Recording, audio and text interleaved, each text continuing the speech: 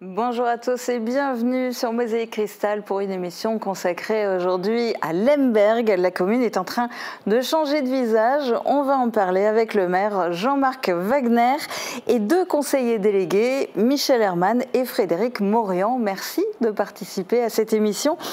On va d'abord se plonger dans le passé de Lemberg. Ce qui a longtemps caractérisé cette commune, c'est sa cristallerie. Alors première question, est-ce que vos concitoyens s'identifient encore à ce passé, à cette grande époque? Je dirais simplement oui, ça ne s'oublie pas. Ça se vit et ça se transmet.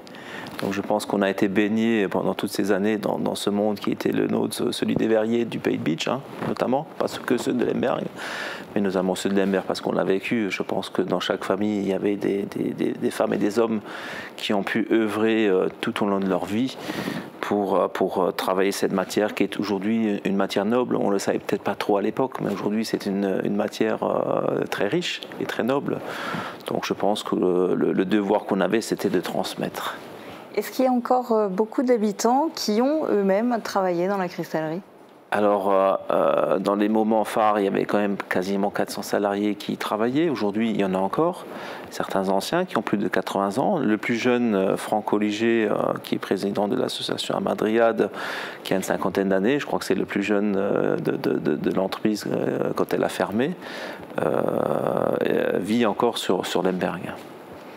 Alors, avant de parler de Lemberg aujourd'hui, je vous propose de regarder le film qui a été réalisé par Mosaïque Cristal sur le passé verrier de Lemberg depuis la création des cristalleries de Lorraine en 1925. La commune de Lemberg est très fière de ce passé de verrier, fière de ces femmes et de ces hommes qui étaient reconnus pour leur créativité et notamment pour leur qualité de travailleurs. Sur les fondations de la cristallerie, nous les élus, nous souhaitons redonner vie à cette place et développer de nouvelles activités tout en gardant les valeurs que les anciens nous ont transmises. Ce film et d'autres réalisations maintiendront le lien vers le passé qui nous a façonnés et qu'il ne faut surtout pas oublier.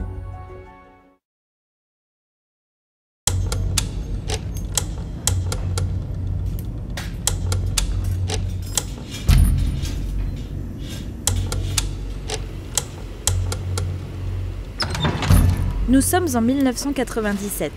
Ici et là, en déambulant sur les 3 étages de ce bâtiment à l'abandon, on découvre quelques croquis, quelques débris de verre, quelques restes d'équipements, vestiges d'une activité verrière soutenue. La manufacture était immense. 70 ans plus tard, le site situé au cœur de la commune de Lemberg est désaffecté. Reste à vous raconter son histoire.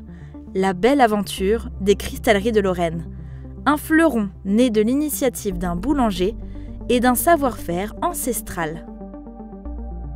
Celui qui a fondé l'usine, c'était le papa, le Théodore. Il était boulanger et était cultivateur. Et à un moment donné, ça lui a dit, ils ne veulent plus de son pain. Il a dit, si vous ne faites plus de pain, moi j'ai fait du cristal. Voilà, c'est comme ça que ça a commencé.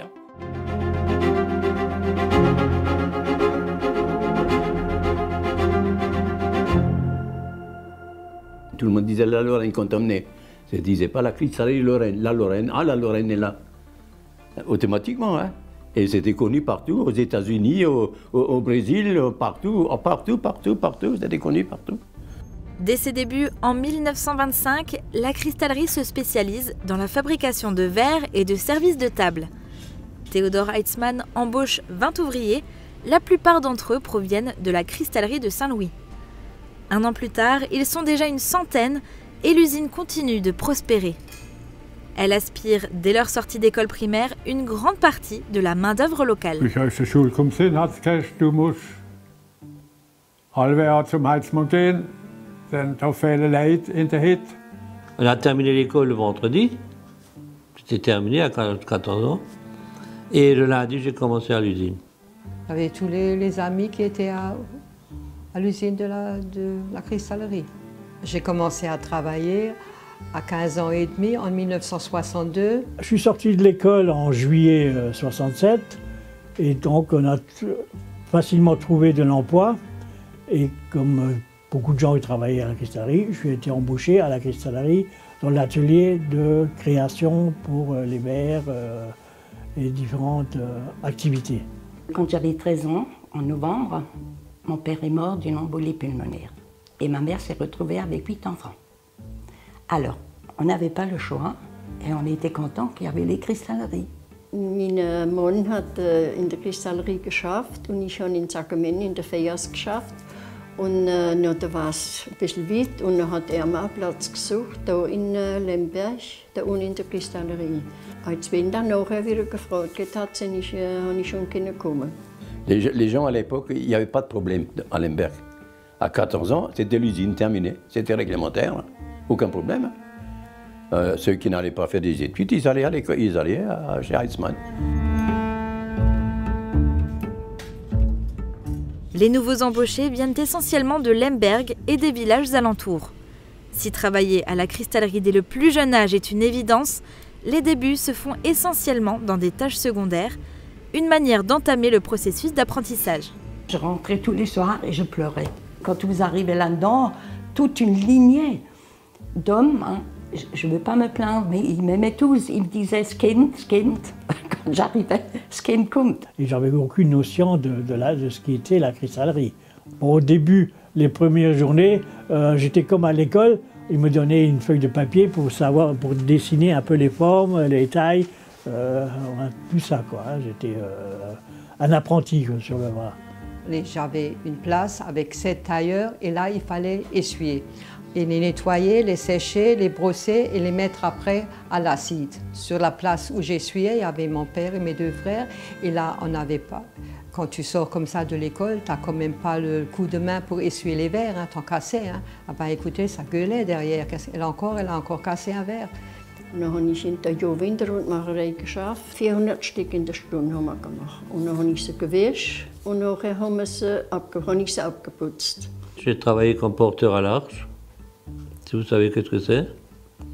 L'Arche, c'était, on mettait les verres dedans, et c'était une arche qui faisait je ne sais pas combien de mètres. C'était un tunnel, quoi. Et c'était chauffé au début. Et au bout de 8 heures, il sortait derrière et c'était froid. Halt der erste Tag, wie die Hitze schon müssen gehen, hat es immer geheißen, da ist heiß im Sommer. Da muss schon die Hefe gehen und die Hände verbrennen da. Dann hat der Papa gesagt, da bleibst du nicht drin. Ich hol dich schon raus. Der Heitzmann hat wohl gesagt, wenn es ihm gefällt, kann er bleiben. Denn sie haben nicht viel gehabt, wo in die Hitze gegangen sind. Alle haben sie wieder in den Schleif. Heute sind wir um 7 Uhr im Atelier sind. Das ist nicht wie heute. Heute muss stempeln und Fischerin. Und da ist vorne ein Portier gewesen. Und der hat geluht, wenn er zu spät gekommen ist er hingeschrieben worden. Verstehen Sie? So viele Minuten habe ich mir noch gefehlt am Saal da. Und ich bin immer bei Zeiten gewesen, aber mein Papa war immer der Letzte. Mit den Klumpen. Früher hast du noch Klumpen angeht. Wenn Winter gewesen ist, er war nicht fortgekommen mit einer Klumpe. Dann habe ich mir ein Jahr in die Hütte gehen und dann sehe ich herauskommen in den Schleif. Jusqu'à 1940, la cristallerie de Lorraine connaît un développement fulgurant. Plus de 200 ouvriers y sont employés. En 1940, l'usine est évacuée en catastrophe lors de la déroute de l'armée française. Après-guerre, la production reprend et atteint des niveaux inégalés. Tous les grands magasins de Paris, à savoir le Bon Marché, les Galeries Lafayette et la Samaritaine, font partie de la clientèle. Il y avait un service commercial à Lemberg, donc j'étais responsable, et il y avait un service commercial à Paris. Et à Paris, il y avait une équipe qui était sur place, qui était sur place, avec un bureau, une salle d'échantillon, et avec des représentants qui vendaient tous les produits aux alentours de Paris. Il y avait un représentant pour l'Italie, pour le Benelux, pour l'Espagne, pour l'Allemagne et pour l'Angleterre. Ça, c'était les plus près. Et ensuite, il y avait une antenne qui était aux États-Unis. Dans les années 1950 et 1960, l'exportation est renforcée. 30 à 40% de la production sont livrées à l'étranger via des grossistes. En obtenant une succursale à Paris, la cristallerie de Lemberg s'impose face aux cristalleries de Saint-Louis et Baccarat. On avait d'excellents verriers et qui n'existaient pas, qui n'étaient pas à Saint-Louis ni à Baccarat. Les clients le disaient. Lemberg avait vraiment le cristal le plus pur de toutes les cristalleries. C'est pas parce que j'ai été là, je travaillais là-dedans, mais c'est vrai. Je connais la composition, je connaissais la composition des autres, et effectivement, c'était ça. Et puis il y avait une question de compétence, de concurrence, parce qu'on était à des prix tout à fait beaucoup plus réduits que Saint-Louis ou Baccarat. C'était la Baccarat, c'était la marque qu'on payait, hein. Mais au point de vue cristal, c'est exactement pareil. C'est Neiter Joseph, hein, c'est comme lui, il est rentré aussi à l'âge de 14 ans, dans les années 50, et c'est comme lui qui a créé beaucoup de formes de verre, et c'est d'ailleurs lui qui a fait le vase pour le meilleur ouvrier de France, en 1968. On a fait venir des Italiens qui venaient de Murano. Des Italiens, des verriers, et qui ont donc introduit à l'époque l'art verrier. Et ça c'était un de nos atouts que les autres n'avaient pas. On avait un bon client, mais je ne sais plus d'où est-ce qu'il venait.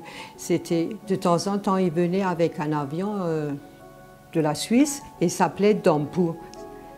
Et il faisait des grands verres, des petits, des moyens, des coupes, tout. Mais il en voulait tant et tant par mois. Il fallait se dépêcher pour les tailler parce que parfois on travaillait également des heures supplémentaires. Hast du nicht verschlafen über dem Tailler? Das ist auf Stickung. Und wenn man schleifen ist, muss man können malen und gut sein, dass man nichts letzt schleift.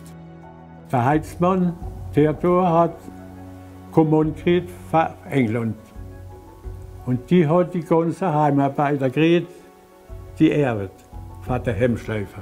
Und da haben sie Mummerer, Engelball, Lemberg, sogar Lombach, und der Hemd geschliffen abends. Sagen wir mal, im Monat hast du 15 Stunden gehabt. Quand les verres étaient taillés, alors nous, on avait un bain, une petite boîte où on mettait les verres dedans et on nettoyait, on ôtait l'encre. Il fallait qu'ils soient bien propres. On les mettait dans une autre salle, dans le bain d'acide. Die mussten sauber sein von der anderen da, weil die sind unter der Flamme gekommen, dass sie wieder geglänzt haben. Der Monsieur Gräbel hat wohl als gemeint, man könnte noch mehr machen. Aber das war auch nicht so einfach. Da. Par contre, quand il y en avait qui savaient que l'autre il a fait 600, demain on va faire 650. Hein. Mais c'était pas une rivalité méchante, quoi. On payait pas tellement. On était payé par la production. Hein. Si on faisait 100 verres, hein, c'était pas ça. Si on faisait 200, il y en avait plus. Et ça dépend aussi quel verre qu'on faisait. Hein.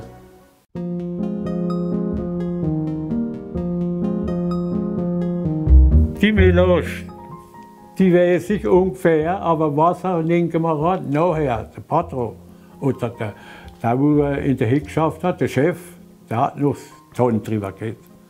Da ist Blei, Sonne und Gläser. Gläser, die abgelaufen sind, der Rest von den Gläsern ist auch dazugeworfen.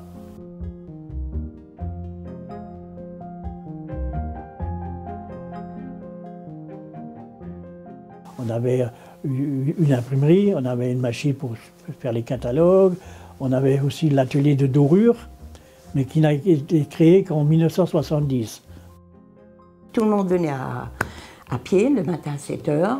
À 9 h, il y avait la sirène, on faisait notre casse-croûte. À midi, il y avait de nouveau la sirène, on rentrait à la maison à pied, on mangeait et on revenait pour 1 heure.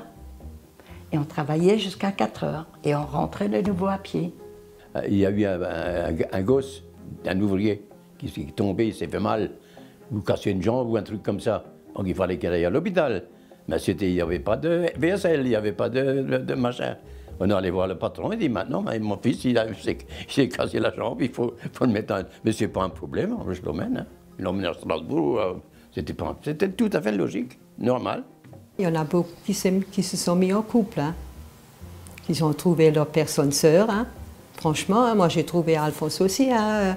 Mon mari, il a travaillé pendant les vacances, il peignait, et voilà. Nou, militair zat hij vrees nog niet, dat zei ik nee. Hij had dat niet.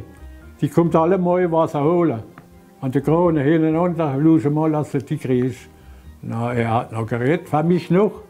Und ich kennengelernt, sich mit dem Kong. Ein Jahr, 2, und dann war es 21, dann habe ich geheiratet. Et ma sœur, elle a aussi trouvé son mari. C'était un peu ça, hein. C'était les rencontres en plus du travail.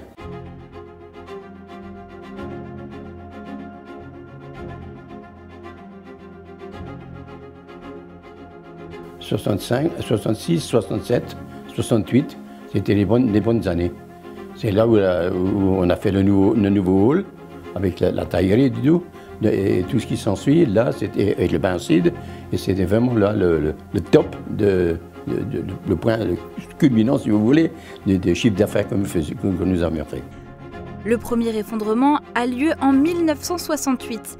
Les prix de vente augmentent au même rythme que les salaires et les charges sociales, qui constituaient alors 70% du prix de vente d'un verre en cristal fait main. En même temps, l'intérêt pour ces produits chute, notamment auprès des jeunes acheteurs. Les personnes qui se mariaient, ils allaient voir dans un magasin de cristal, ou de cristaux, hein, et ils regardaient et ils avaient une liste de mariages. Ils choisissaient là-dedans ce qu'ils voulaient. Les convives ou la famille payaient. Hein. Tandis que maintenant, ça n'existe plus du tout. Hein.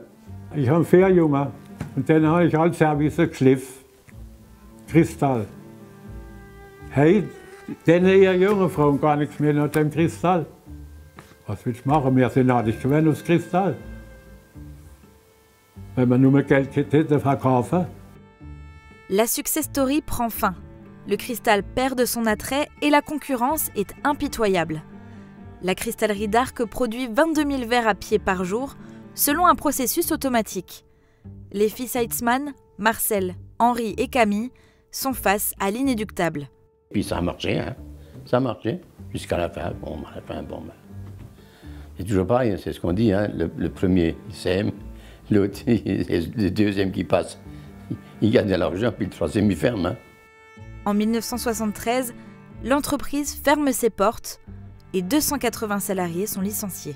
Deutschland hat Benzin getankt und hat gesagt, morgen geht's zu. Ja, sag ich, das ist nicht wahr. Ich habe ja noch geschafft. On est arrivé le matin au boulot, fini. Tac, arrêté. C'était quand même tout un village qui travaillait, hein, et les environs aussi. Hein. Tout le monde a paniqué, hein. C'était terrible. Une affaire de 8 jours, c'était fini. Hein. Ja, mein Mann ist war Chef d'atelier, der wie noch zugegangen ist. Der ist heimgekommen abends und der hat gekillt. En 1976, Joseph Grébil, ancien salarié de la cristallerie, tente un nouveau départ. On pouvait être actionnaire, si tu mettais un peu de fric dedans, tu étais actionnaire. En 1990, Joseph Grébil vend la société à la cristallerie Lalique à Wingen-sur-Moder. Après des débuts prometteurs, la cristallerie de Lemberg ferme définitivement en 1997.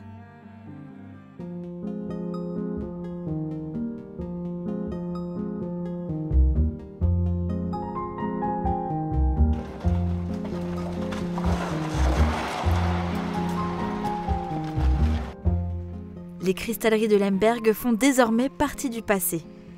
La page se tourne, mais la mémoire reste. De magnifiques pièces, témoins d'un savoir-faire exceptionnel, sont aujourd'hui dispersées aux 4 coins du monde. Quelques 1000 dessins et modèles de croquis sont archivés au Centre international d'art verrier et à la Maison du verre et du cristal à Meisenthal.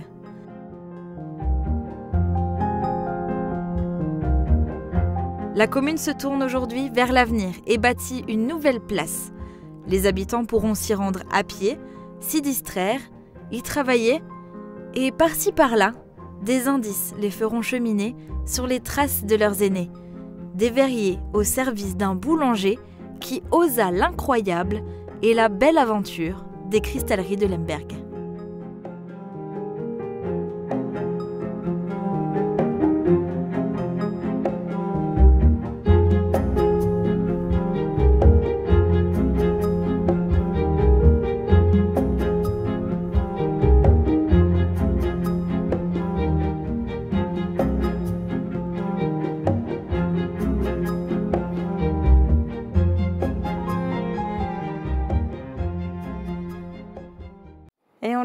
dans le film, la commune de Lemberg ne tourne pas le dos à son passé. Au contraire, comment est né ce projet de réaménagement du centre-bourg ?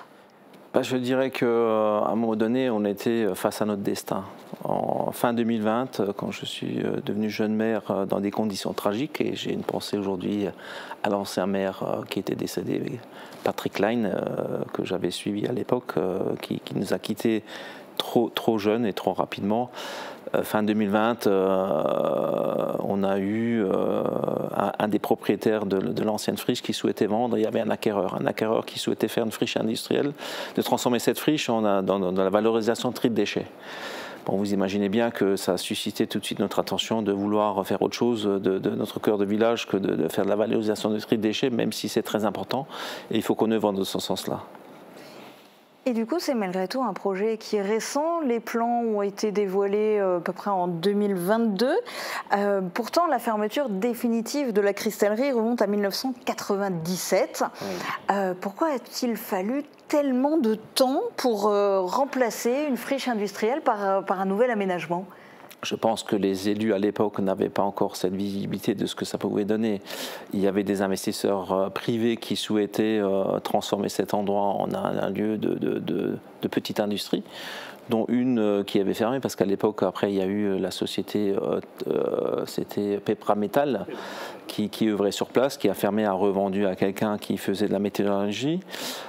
Il y a également eu la société CFE qui a investi, qui a œuvré depuis maintenant quasiment 20 ans à cet endroit. Donc je pense qu'en 97, lorsque ça a fermé, les élus n'avaient pas cette vision que finalement, à un moment donné, ça allait stopper, qu'il ne fallait pas faire cet endroit d'un cœur de village. Et alors, quelle a été votre vision ? Qu'est-ce qu'on y trouve dans ce nouvel aménagement ? Alors, c'est vrai qu'au départ, c'est quand même un projet qui porte sur 1,5 hectare de terrain, ce qui n'est pas rien. C'est vrai, quand on s'est retrouvé avec mes collègues élus, notamment avec Frédéric et Michel qui sont présidents, mais je pense également aux 12 autres, autour de la table pour débattre tout ça, il y a eu des moments d'inquiétude, il y a des moments de solitude aussi, mais je pense qu'on avait une seule envie, c'est de faire bouger les choses, et je pense que collectivement on y est arrivé. Et alors concrètement, il y a quoi sur cette place ? Eh bien, c'est toujours la vie qui a existé dans cette usine au départ, puisque c'était une usine. Hein. On a voulu que la vie continue. Alors pendant des années, il n'y a rien eu puisque c'était une friche qui devenait dangereuse. Donc il a fallu également qu'on regarde pour sécuriser l'endroit. Et puis petit à petit, lors de nos discussions, le projet a mûri et ces différents aménagements qu'on va découvrir, certains qui existent déjà et qu'on va découvrir, ont tout naturellement émergé et ont créé le consensus, et tout le monde s'est retrouvé autour de ça justement pour la jeunesse, mais pour les anciens également, pour qu'on puisse s'y retrouver tous ensemble. Alors vous entretenez un peu le mystère, oui. Mais il y a aussi bien un focus sur l'art que sur la jeunesse, c'est ça ? Complètement, on voulait surtout se servir du passé pour se projeter vers l'avenir. Parce que, alors, il faut nos racines sont là, mais il faut également de la jeunesse. C'est ce qu'on a voulu faire. Donc on a créé alors ce square n'a pas encore de nom, mais il va l'avoir. On est en train de réfléchir mûrement pour donner un nom à ce square où finalement la jeunesse va s'y retrouver. Vous avez pu voir certaines vidéos qui tournent. Il y aura un pump track, un city, un aire de jeu, un mur d'escalade, table de ping-pong, aire de pique-nique. Qu'est-ce que j'ai oublié ? On a quasiment tout ce qu'il faut pour que nos jeunes puissent s'y retrouver, passer un bon moment. Mais pas uniquement des jeunes, mais également à tout âge, de discuter, de flâner, de passer un bon moment. Le but d'un aménagement comme ça, c'est aussi d'attirer des nouveaux habitants, peut-être des nouveaux commerces ? Alors c'est déjà d'une part de maintenir les jeunes. C'est déjà un grand défi. C'est déjà un grand défi de maintenir la population et qu'ils ne partent pas. Donc c'est ce qu'on a voulu faire, mais je pense que c'est un projet qui va au-delà de celui de Lemberg. C'est un projet territoire, un projet du Pays de Beach. Donc voilà, c'est le projet de Lemberg certes, mais c'est quelque chose qui va profiter à l'ensemble des habitants de notre région. Et vous disiez avant, il y a eu des discussions, il y a eu même parfois des moments de solitude quand vous avez été en phase de conception de ce projet. Est-ce que c'était une évidence pour vous et pour tout le monde de se tourner vers l'art et vers la jeunesse, ou bien est-ce qu'il y a eu des hésitations? Est-ce qu'il y a eu des débuts de projets parallèles? Il y avait des projets parallèles, il y avait un consensus. Alors on savait qu'il fallait qu'on associe notre jeunesse, ça c'était certain, c'était évident pour nous, c'était clair. Par contre, c'est vrai qu'à un moment donné, on avait aussi cette ambition de faire revivre la cristallerie. On avait à un moment donné un cristallier qui voulait s'implanter. Ça ne s'est pas fait pour X raisons, il a souhaité aller ailleurs, mais finalement sans regret, parce qu'on a pu œuvrer dans un autre sens, vraiment s'ouvrir vers le futur, sans que ça redevienne un espace industriel. Combien a coûté l'ensemble du projet et comment vous l'avez financé? Parce que c'est pas évident pour une commune de la taille de Lemberg. Complètement, très bonne question. Donc, encore une fois, c'était parfois des moments de solitude. Quand je voyais où est-ce qu'on voulait aller, et je savais très bien, ce qui était hyper important, c'est qu'il ne fallait pas avoir un projet d'une seule tranche, il fallait qu'on ait une vision de globalité. Avoir un projet d'une globalité sur 1,5 hectare, je défie à quiconque de sortir ça du chapeau. C'est pas possible. Donc j'ai beaucoup sollicité mes élus pour qu'on ait cette bonne direction. Je pense qu'on a pu trouver. Donc les financements, on était sur 2 tranches, donc on y a associé forcément l'État. L'État qui était très présent à côté de nous, la région aussi, le département. J'ai beaucoup travaillé avec le département qui nous ont aidés à œuvrer pour trouver les bonnes orientations pour que le financement soit adapté. Mais on n'a pas fait un projet pour être financé. Parce que c'est bien d'être financé, mais d'être financé pour faire un projet, ça n'a pas de sens. On voulait faire un projet, puis après l'adapter au financement.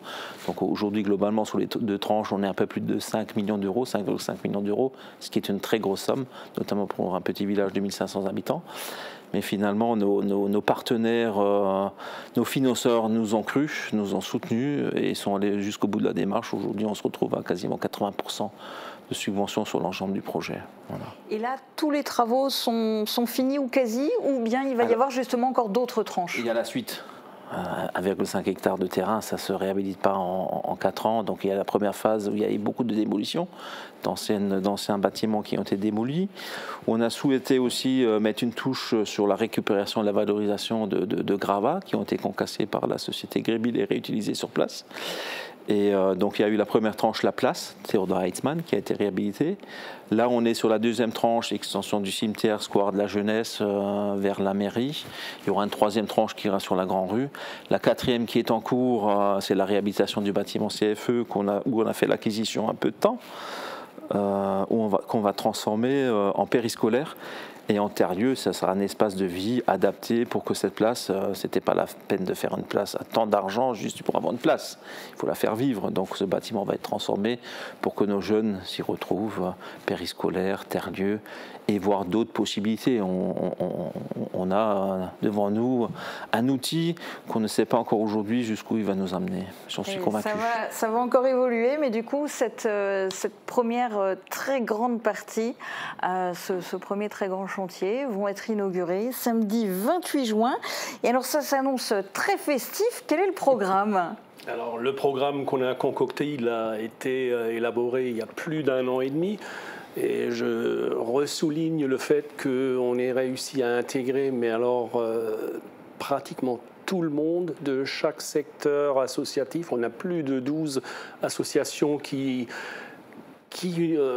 ont intégré le groupe de travail et après 1 an et demi de réunions et des fois de tergiversations, parce qu'on n'était peut-être pas forcément tous d'accord, on a réussi à sortir le projet tel qu'il aura lieu le 28. Donc ce sera, on va dire, un mix sur une partie inaugurative, qui est donc a priori l'incontournable merci à tous les financeurs institutionnels, etc. La deuxième partie qui se passera plutôt l'après-midi, qui est plutôt prévue pour les familles sur notre secteur de jeux, de pump track et autres activités qui pourront être disponibles. Et la troisième partie qui est on va dire le clou du spectacle et qui doit nous attirer beaucoup de monde, qui est prévu plutôt en début de soirée avec les nombreux concerts qui sont prévus et le clou, c'est le kilt qui va nous faire vibrer, je l'espère. Et en clôture, le feu d'artifice qu'on a personnellement managé et qui, à mon avis, va être de bonne qualité. Alors le but, c'est d'attirer plein de monde, c'est pas que pour les habitants de Lemberg. Non. Je pense que, vu ce qu'on a envie d'attirer, il va falloir tracer plus large que notre commune, ce qui n'est pas pour nous déplaire. Et tout est prévu pour accueillir tout le monde et en sécurité. Bien sûr, oui. Exactement. Accueillir du monde à Lemberg, on sait le faire. On l'a encore vu il y a quelques jours lors de la braderie de la Pentecôte, où 10 000 personnes ont déambulé dans les rues. Là, ce sera un public un peu plus restreint peut-être, mais sur un endroit bien défini, la place et le square. Et donc, au niveau sécuritaire, toutes les dispositions ont été prises. Donc, que ce soit, on est en contact avec la sous-préfecture, la gendarmerie, il y aura la sécurité civile, les pompiers seront là le soir pour sécuriser le feu d'artifice. Les rues seront coupées comme lors de la braderie de la Pentecôte pour justement que la partie centrale du village soit piétonne. Et les véhicules resteront à l'extérieur pour que tout le monde puisse passer une bonne journée en famille sans avoir peur d'un accident ou quelque chose. Donc tous les voyants en tout cas sont au vert au niveau de l'organisation. On a eu beaucoup de réunions et je pense qu'elles ont été intéressantes, constructives et je pense qu'on est prêt. Et comment ne pas faire une journée comme ça et ne pas accueillir nos producteurs locaux? Donc l'après-midi, on aura en partenariat avec les exposants, nos producteurs locaux qui seront là à partir de 14h tout au long de la journée pour accueillir tout le monde. Hein. Autant faire la promotion pour nos producteurs que je salue régulièrement et que je soutiens. On pourra déguster et faire ses courses aussi en même temps en parallèle. Et puis cette inauguration, c'est pas seulement l'inauguration et ce grand moment festif, c'est aussi en même temps le 100e anniversaire de la création de la cristallerie, date symbolique. Et puis alors du coup, il y a un scoop, on n'a pas le droit de tout dévoiler, mais quand même, le passé verrier de Lemberg va être particulièrement à l'honneur le 28 juin. C'est vrai, c'est vrai. Qu'est-ce qu'on a le droit de dire? Alors, je vais déjà clôturer la partie festive. La cerise sur le gâteau, c'est qu'on a un jeune DJ du village qui animera la clôture et c'est un petit clin d'œil à Noah, un enfant du village que j'ai connu très jeune, qui va animer tout ça et c'est avec grand plaisir qu'on puisse mettre en avant nos jeunes du village. Alors, il est en train de se produire sur d'autres secteurs, hein, même en dehors de la France, donc c'est un petit clin d'œil à Noah ce jour-là, mais c'est vrai, vous avez raison de le dire, ce jour-là, on fera également honneur et il y aura un moment d'émotion pour le passé, notamment on déposera une gerbe auprès des statues que vous avez dévoilées. Hein? Des statues dont on n'a pas tout montré loin de là, qu'il faudra découvrir sur place. Nos sentinelles qui vont protéger nos verriers qui ont existé et puis la jeunesse de demain, ça sera un endroit où on pourra se recueillir avec un poème qui a été gravé sur une pierre et on déposera une gerbe en mémoire de l'ensemble des verriers qui ont œuvré, que ce soit à Lemberg ou ailleurs sur le territoire. Voilà, donc il y aura ce moment de touche où il y aura forcément de l'émotion. A priori, et normalement c'est confirmé, on aura les descendants de Theodor Heitzmann, les petits-enfants qui seront présents, qui habitent aujourd'hui répartis à peu près sur l'ensemble de la France, Paris et autres régions. Donc ils nous ont répondu favorablement qu'ils seront présents. Donc c'est important de rendre hommage également au fondateur de cette cristallerie qui est en 1925, le boulanger qui a fait sa cristallerie. Finalement, on se retrouve 100 ans après à rendre un hommage, mais différemment. Ça va continuer à vivre, mais sous une autre forme. Voilà. Et puis, on va continuer. On ira se promener dans ce square pour également inaugurer le Gravelfels. Gravelfels qui a été dessiné par un artiste qui a également œuvré sur ces statues. Et je le citerai Bernard Petry, avec qui je travaille depuis plus d'1 an en relation étroite sur des choses un peu secrètes. Et on dévoilera les choses le 28, mais j'ai appris à connaître ce monsieur avec beaucoup de plaisir que je ne connaissais pas. Hein. Je vais essayer d'être court, mais il y a 1 an, quand je l'ai vu assis sur un des bancs à la place, il m'a dit « Junge, huck dich jetzt mal an ». Et puis je me suis assis, et puis on a commencé à discuter, il a commencé à dessiner, et j'ai dit « Je veux ça ». Et puis on est parti, et puis il y a eu des moments... des grands moments hein, de projection, d'associer les collègues pour savoir ce qu'on allait faire.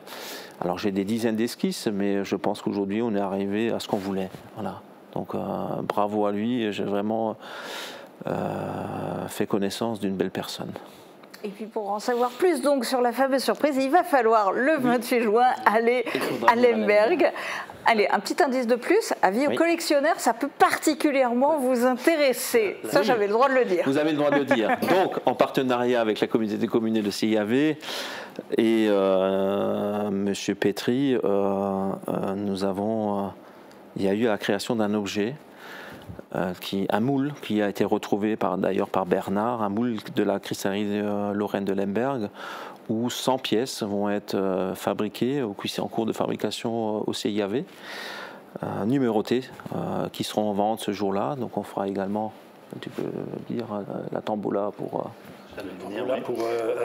Pour l'association Bulle Multicolore. Donc c'est une association qui a été créée en août 2019 et elle vient en aide aux enfants malades et à leurs familles, que ce soit en milieu hospitalier ou chez eux à la maison. Donc ce sera le fil rouge de la journée. Et sinon, par rapport au passé verrier, il y aura dans un local dédié toute une expo photo. On a sollicité des gens du village qui ont des archives d'une richesse dont vous ne pouvez même pas imaginer, qu'ils ont mis gracieusement à notre disposition et que ce jour-là, les gens pourront les consulter, les voir, et je pense que ça va susciter de l'émotion parce que ce sera un vrai plongeon dans le passé à nouveau, et c'est tellement riche, et des choses que j'ai découvertes, moi, que je ne connaissais pas, et qui m'ont fasciné. Donc là, j'invite tout le monde à voir cette expo photo qui sera magnifique. Et bien donc pour découvrir tout ça et puis pour profiter de l'ambiance des concerts et des nombreuses animations, rendez-vous samedi 28 juin à Lemberg, et Mosaïque Cristal sera bien sûr de la partie. Merci beaucoup à tous les trois d'avoir participé à cette émission et très bonne journée à tous. La rénovation de vos façades avec Modern Habitat allie esthétique et une résistance garantie à toutes les intempéries. Radio Studio 1, 105.8. Toute l'énergie du 80 pop rock, toute l'info locale et encore plus. À Beach, à Sarreguemines et partout où vous êtes. Radio Studio 1.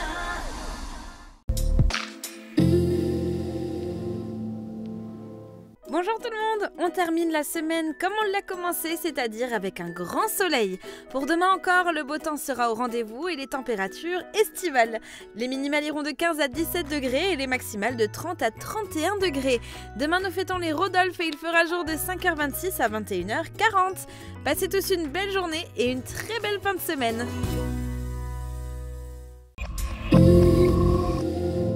Passez une journée festive ce samedi 28 juin à Lemberg. Au programme de la journée, de nombreuses animations ludiques, sportives et culturelles, mais aussi de la musique avec de nombreux groupes présents tout au long de la journée. Et en soirée, ne manquez pas les concerts des Surfing Coconuts, des Selkilt et des DJNL, avec un magnifique feu d'artifice. Rendez-vous samedi 28 juin à Lemberg. Bienvenue chez Little Brindille, votre family store. Pensez comme un vrai cocon, vous trouverez tout pour vos enfants et votre quotidien de jeunes parents dans une ambiance douce et chaleureuse. Mode, de la naissance aux 12 ans, mobilier, cadeaux, jeux, déco, tout a été soigneusement sélectionné pour sa qualité, son éthique et son esthétique. Future maman, privatisez la boutique pour votre liste de naissance. Little Brindille, l'univers rêvé des familles, rue des Généraux-Crémaire à Sarreguemines.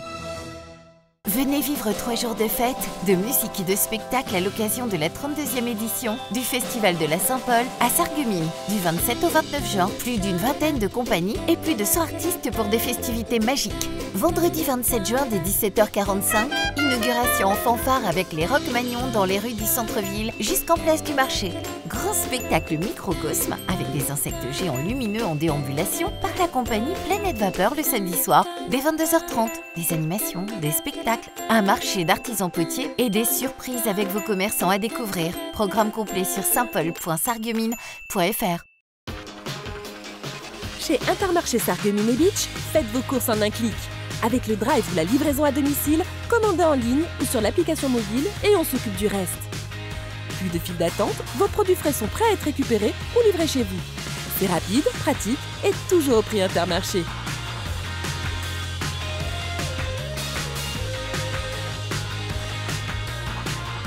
Intermarché, tous unis contre la vie chère.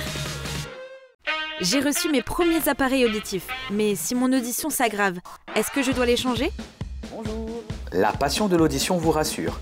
Les appareils auditifs sont conçus pour s'adapter aux évolutions de votre audition et nous vous suivons tout au long de l'année. Et tous ces services sont compris dans le prix de votre appareillage.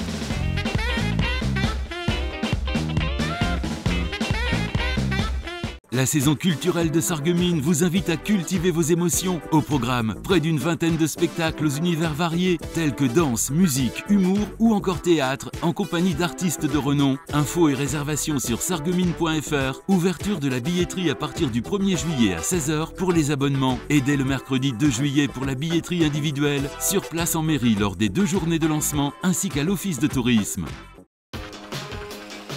Chez Intermarché Sarreguemines et Beach, faites vos courses en un clic. Avec le drive ou la livraison à domicile, commandez en ligne ou sur l'application mobile et on s'occupe du reste. Plus de file d'attente, vos produits frais sont prêts à être récupérés ou livrés chez vous. C'est rapide, pratique et toujours au prix Intermarché.